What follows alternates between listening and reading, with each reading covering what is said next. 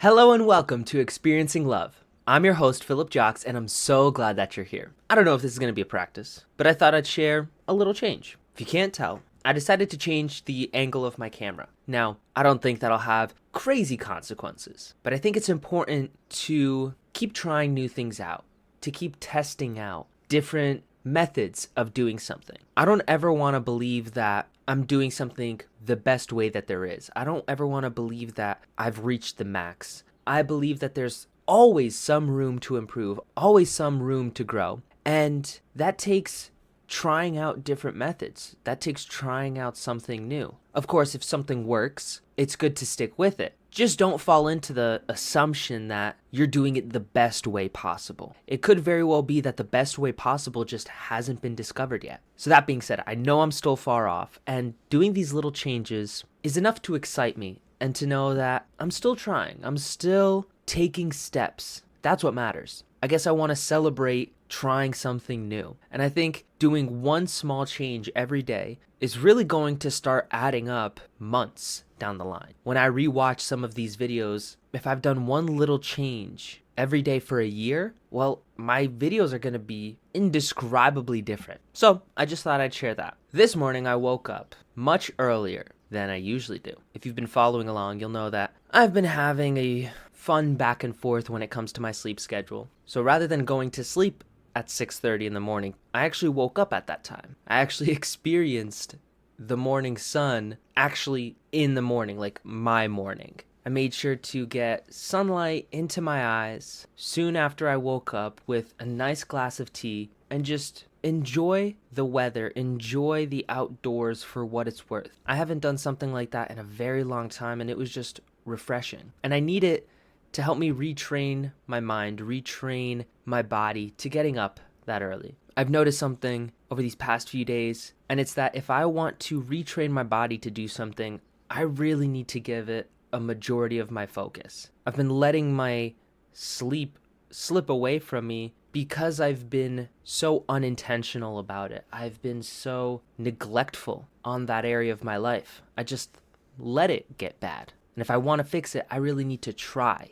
I really need to focus. So I woke up this morning and immediately wondered, what am I going to talk about on the podcast today? What am I going to bring up? And I remembered a dream I had last night. And in the dream, I reconnected with many of my old friends that I no longer speak with, friends I no longer see. And after the dream, I woke up feeling really nostalgic and really good. Even though it was just a dream, I enjoyed it. I enjoyed spending time with those people. Again, I know it wasn't real time, but the emotion is real. Our dreams give us emotions, our thoughts give us emotions. We are in control of our emotions, not our environment. So if I want to feel a certain way, I can just think of things. I can put myself in environments that make it easier to feel certain things. I can move around, I could dance.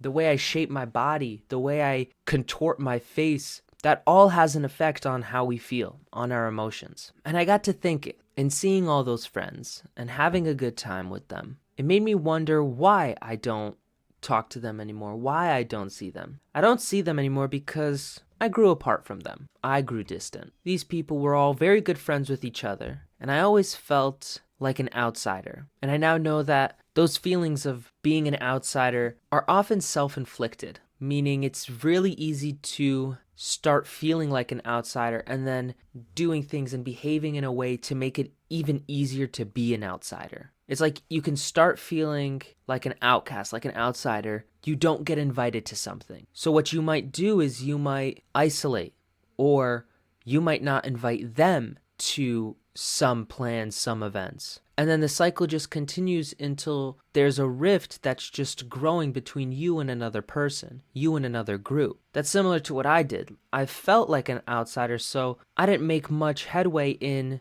not being an outsider. I accepted it and embraced it. I would almost say I encouraged it. And I always followed this one mantra, which is, I choose people who choose me. I always thought about that with many of the relationships in my life. I choose people who choose me because I used to spend a lot of time chasing people who didn't want me in their life. I found the value in having friendships, having relationships with people who genuinely wanted to be friends with me, who genuinely wanted to be around me. It's a lot different spending time with those people versus those who want nothing to do with you. So I learned that lesson long ago. I choose people who choose me. But in reflecting on the dream last night and thinking about that line, I realized that while there's nothing wrong with choosing people who choose me, there is responsibility that I can take in realizing other people may choose me and show that they choose me in ways that are different to my own. I may show someone that I choose them in ways that other people don't. There's a chance that I've misjudged people too early, thinking that they're not choosing me, when in fact they were choosing me just in ways that are different, in ways that I didn't comprehend, didn't understand, I didn't see. Some people could be more straightforward and quite literally say, I choose you. I want you to be my friend. Other people may do it more subtly by inviting you out more, by making sure to spend more time with you. Other people may choose you by getting you gifts or doing things for you. Sometimes someone could just choose you by wanting to be in the same room with you. They don't want to do any plans. They don't want to go anywhere. They don't even want to talk, but they just want to be around and they want you to be around. So I see the mistake that I've made in potentially distancing myself and ending friendships too soon. And when I think back to that and wonder if it's true or not, it does make me a little sad. It's a little unfortunate to think that I could have done this to myself and to other people. Because ultimately, I think it's a gift to have those people in my life, and it's a gift to be in their life. Every person you have in your life is a gift. And if that person's not there, then it's one less gift that that person has. And I don't quite know where to go from here. I don't quite know what to do with this information, what to do with this download.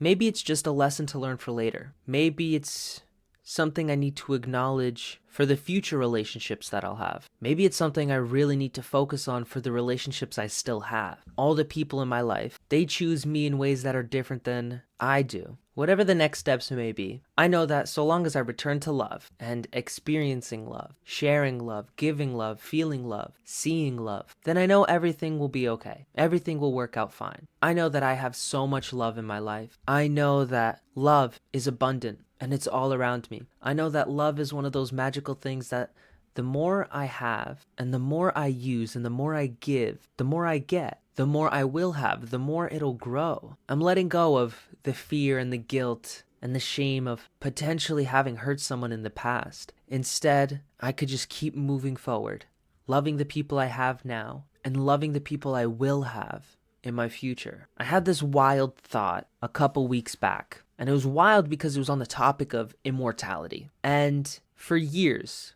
whenever I had these fun ideas about immortality and what it would be like to never die, I always had this perspective, I always had this mindset that I wouldn't want immortality because it would mean saying goodbye and losing all the people I loved. And I realized that even that mindset isn't objectively true. And it's simply that. It's my mindset. It's my perspective on the matter. Because what I realize now is that, yes, if I was the only one that was immortal, I would see many people die. I would say goodbye to many loved ones. And yet, there's the same amount, if not more, opportunities to say hello and to love new people. I think about my life now, and while there have been moments of pain whenever someone would leave my life, and there would be sadness, I can't help but seeing the pattern that I've met or was introduced to so many new incredible people. For every time I said goodbye,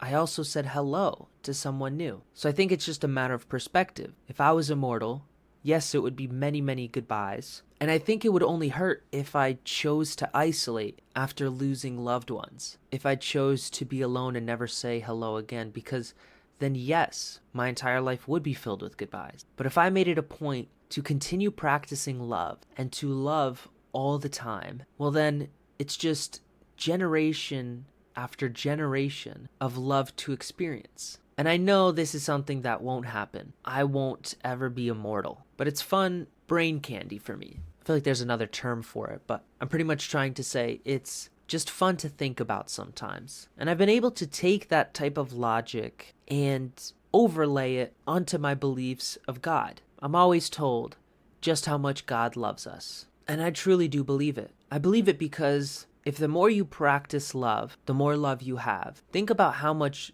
practice God has at loving. If he loves every single one of us, every single person, and every single person who has come before us and every single person who comes after us, that is just so much love that it's unimaginable. And I believe that to be true. God is not sad when people die because for every death, there's always a hello. Now, I'm not trying to think about the whole, okay, someone dies but then goes to heaven type situation. I'm just thinking more, God has this world, God has earth, and billions of people on this earth, and millions of people are dying every single day, but there's also millions of people being born every day. So there's always more love to give, and therefore always more love to get. I didn't expect to go all spiritual in this one, but I did, and I don't regret it. I don't regret any part of my past, any goodbye in my past, and any hello. I don't regret the mistakes I've made because for every mistake I made, there's a lesson to learn, and I get to grow. And I also made it a point before that I want to live in a world where people are allowed to admit to, apologize for, and learn from mistakes. And when someone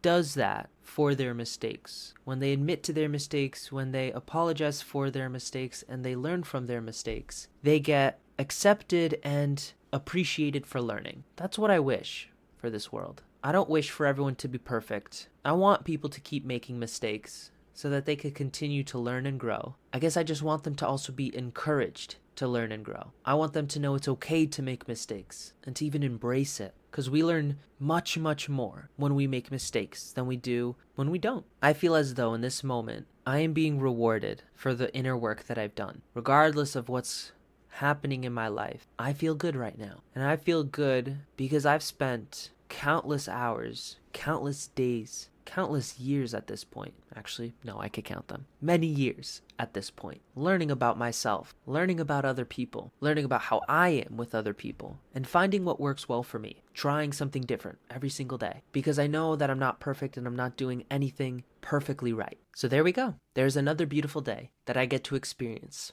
Another beautiful morning that I get to see, and another beautiful lesson for you to hear. Thank you so much for listening. Thank you so much for being here. I'm really glad to have you in my life. I choose you. For what it's worth, I choose you.